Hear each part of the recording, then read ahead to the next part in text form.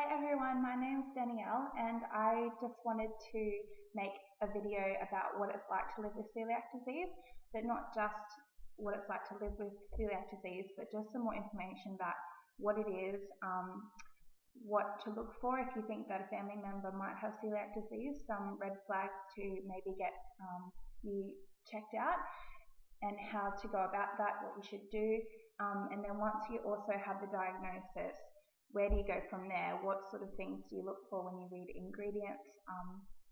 What are some good things to eat? And yeah, just some of my top tips for living with celiac disease. And also I want to share with you my love of Jesus right at the end.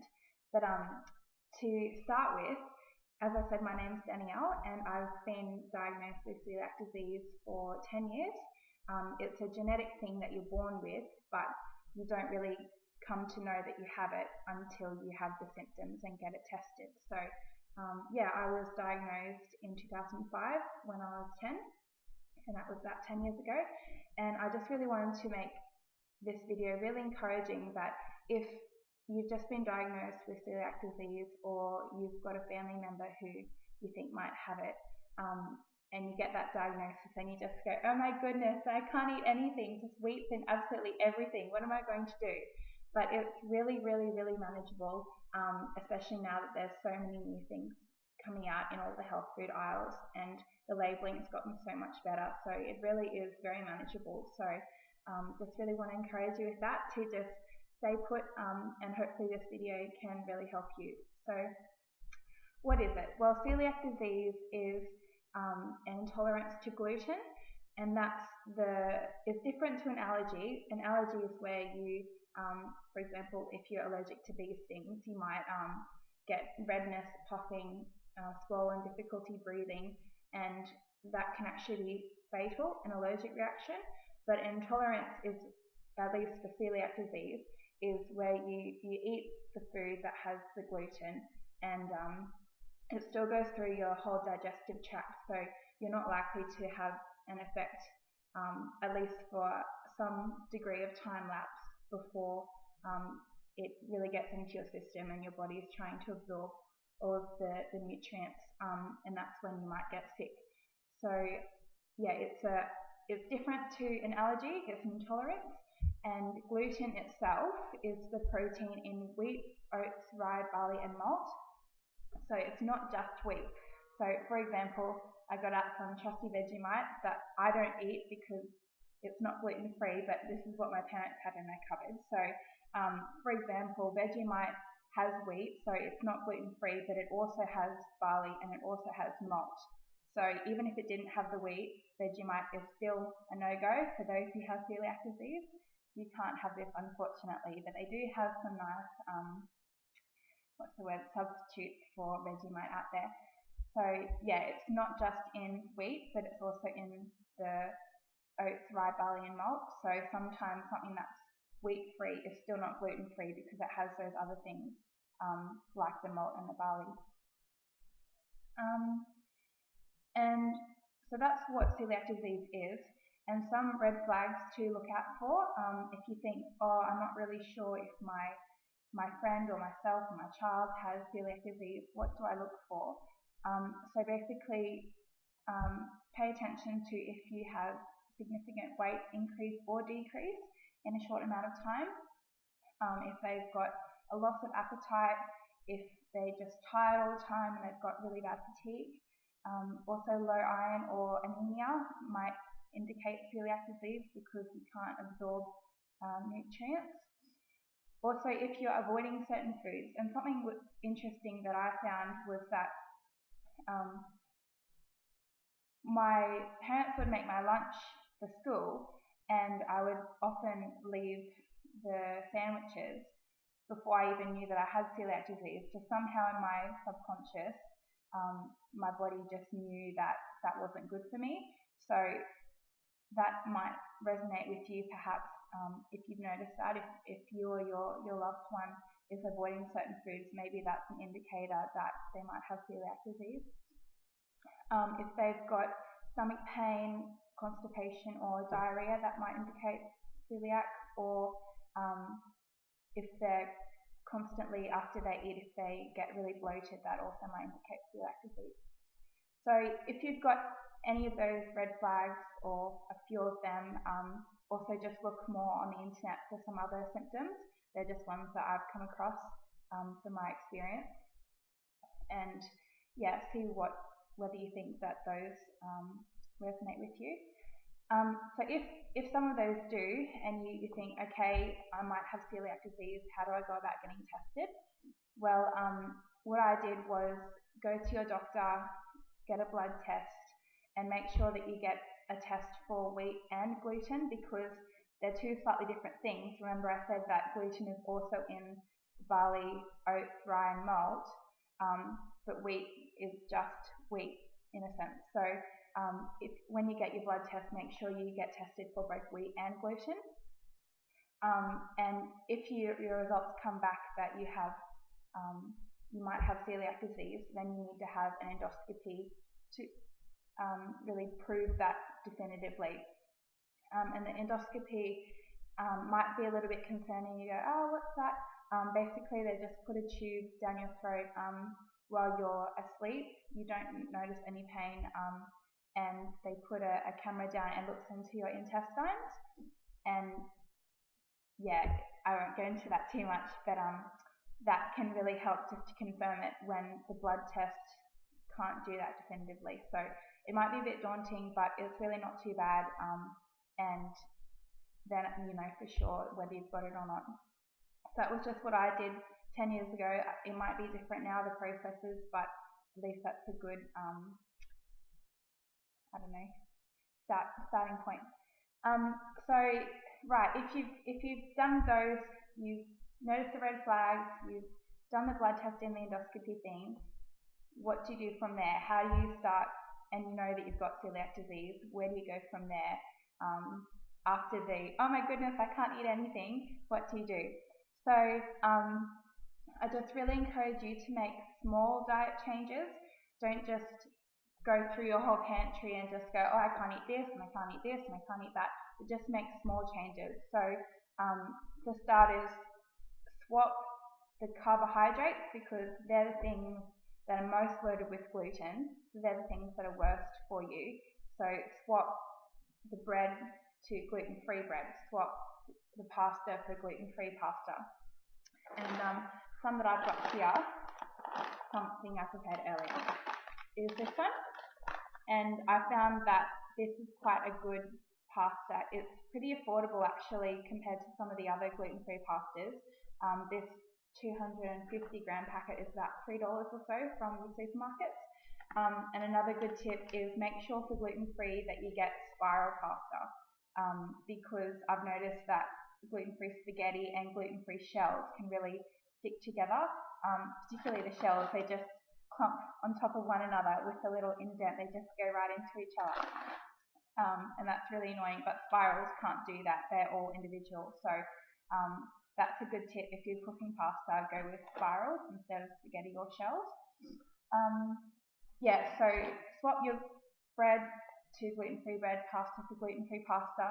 And with the bread, I really like the Bergen sunflower and chia bread. And the Helga's is really good, and also the Country Life brand. I particularly like the multigrain in that. And just make sure when you're buying the bread that it's really strongly labelled gluten-free, because obviously Helga's does gluten-free and non-gluten-free bread.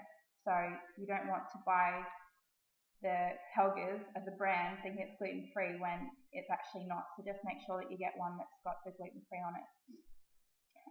So yeah, make those small changes to begin with. And then as you get more confident with reading labels, then you can just slowly phase into gluten-free completely. But if you change your carbohydrates, then that's going to very quickly, dramatically change how much gluten is going into your system. And yeah, then it's not quite so overwhelming. And also with that, I just wanted to say that the health food aisle is your best friend. There is so much stuff in there, and that can just help you so much.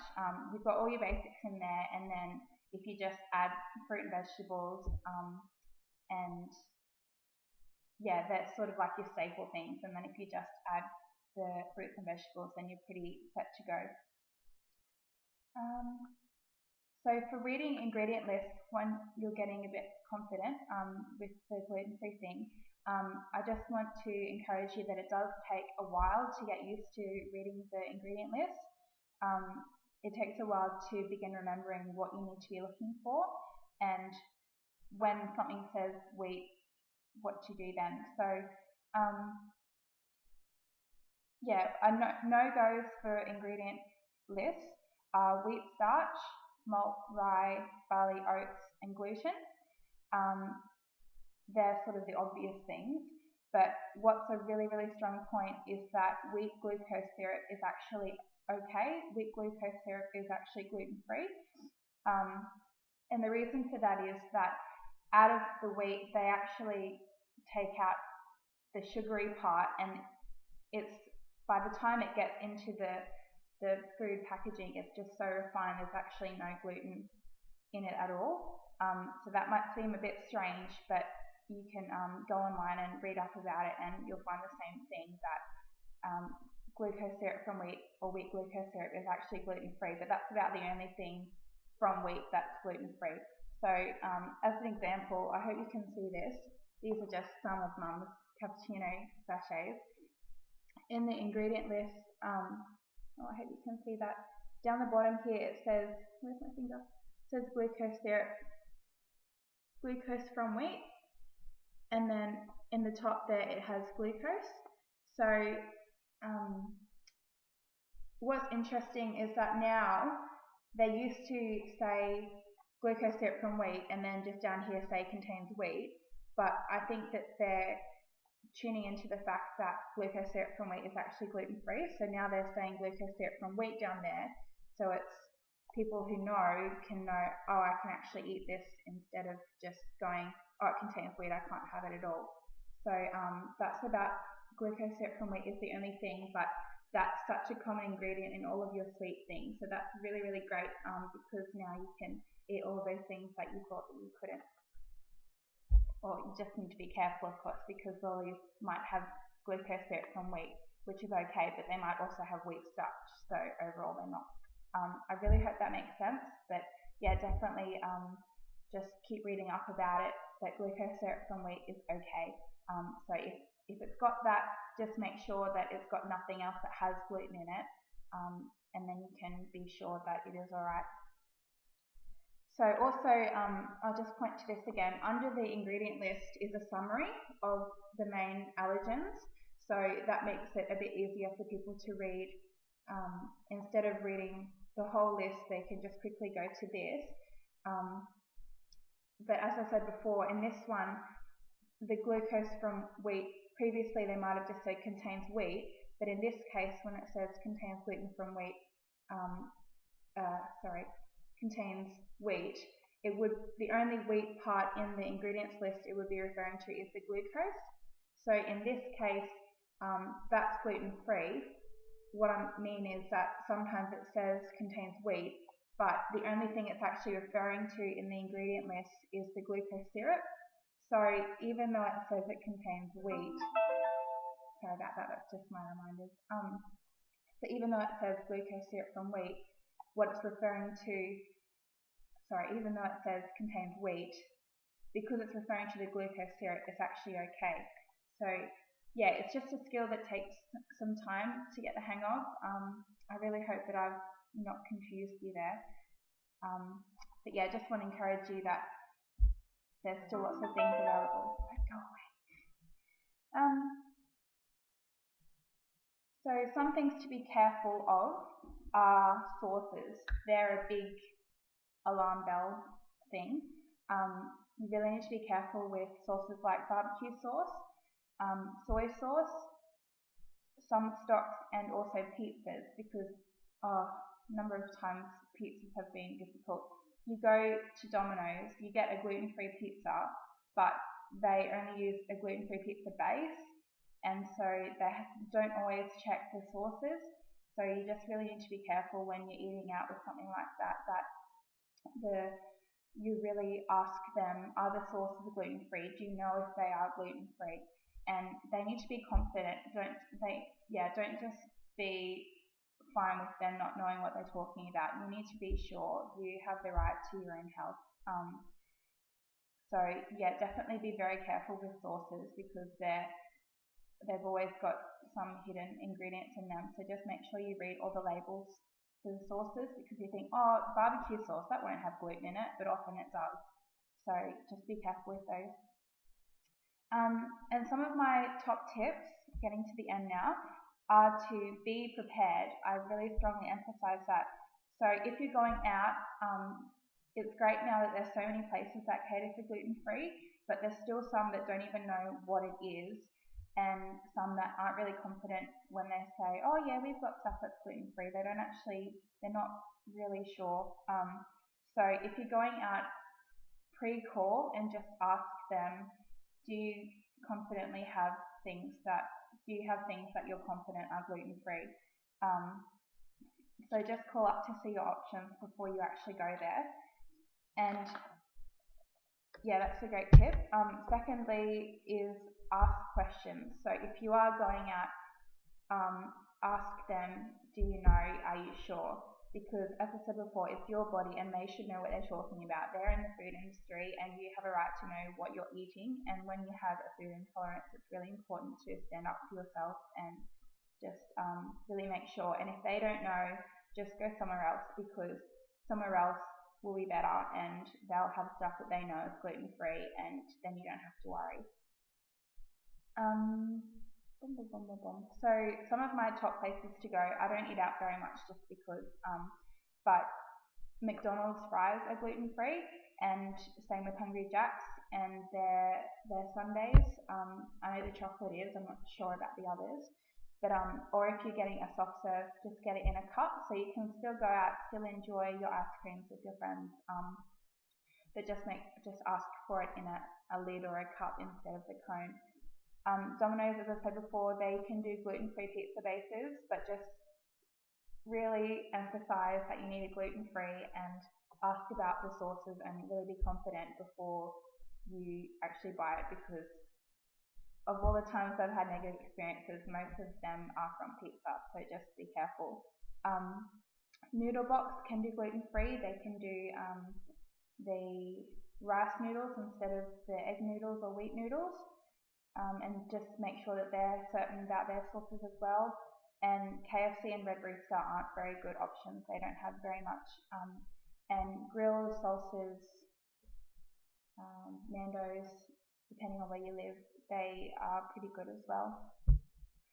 So another tip is that if you're going to a friend's house for dinner or something, just ask them if they think that they're okay to cater for gluten-free, because it can be a bit tricky when you don't want to impose your intolerances on others and make it really difficult for them. But at the same time, you need to prioritize your own body and make sure that they're giving you something that's okay for you to eat. So a really good tip that I've learned is just suggest something easy if they're not really sure, like steak and veggies or something, and just ask them to not put any sauces on it, and then you can add that when you're over there and you can check the ingredients. So yeah, meat and salad is a great thing if they're not really confident. And again, if you're there and they've made something and you're not really sure, just kindly ask them, you know, I know you've made this and it looks really great, but is it okay if I just quickly have a look at the stocks that the ingredients on your stock and things like that, just to be sure. And if you're going away for a few days to a friend's house, just take some staples with you, or buy gluten-free bread or something when you're over there. That just makes it a lot easier. So take some gluten-free pasta, and then if you're doing bolognese or something, it's easy to just use your pasta, and then you feel included and they feel like they're doing a good job hosting you. And a couple final tips is when you're preparing food. For example, in my family, I'm the only one with celiac disease. My family does not. So we had to be pretty careful with making sure that in preparing food that that you're not having cross-contamination. So if you've got, for example, a toaster, try to set aside maybe a whole toaster if you can, but at least one row, just somehow label it so that you're not having cross-contamination of breadcrumbs. And also in terms of chopping boards, knives and cutlery and all that sort of stuff, that you're making sure that you're staying gluten-free. And also, I don't have a smartphone, so I can't really talk about too much, but my friend who's a dietitian told me about a phone app, I think from the Celiac Society of Australia. Also, they have a great website, so just go on there and you'll find lots of other information. But if you've got a smartphone, I think there is an app for the Celiac Society Australia, and on there you can look up particular ingredients and whether they're gluten-free, and I think it might have some recipes and things as well. So if you've got a smartphone, definitely look that up. And so finally, I really just wanted to share briefly about my love of Jesus, because this is my first YouTube video ever, and I feel it's really important to share to people about how much I love him. So Jesus is amazing. He made the whole world, and he made us to enjoy him and his glory, but we stuffed up, we screwed up, we fell from grace, and he came and took us back to him. He died on the cross so that we can know him. And the great thing is that now, because he did that, I can live in freedom. I live in his grace. It's not about me working hard or being good enough or doing better. I can just be me and live freely, and I want to still do the right things because I've received so much grace, not because I have to. And it's just such great freedom, and I really hope that you'll come to know him as well, because he loves you so much, and it's great to have a relationship with such an amazing person who's also the God of the universe. So it's pretty cool and a pretty amazing thing. So I know this video has gone for a long time, so I thank you for sticking with me, and I hope it's been really, really helpful. And yeah, I just want to encourage you once more that it is a bit tricky to begin with, but you get the hang of living with celiac disease, and yeah, it's not really too bad in the end. So all the best, and I hope that this video has been helpful. Feel free to leave comments down the bottom, and I'll try to answer those. And yeah, just maybe visit a dietitian as well if you're not sure about certain things, and they can definitely help you along the way as well. So I hope this has been helpful, and bye.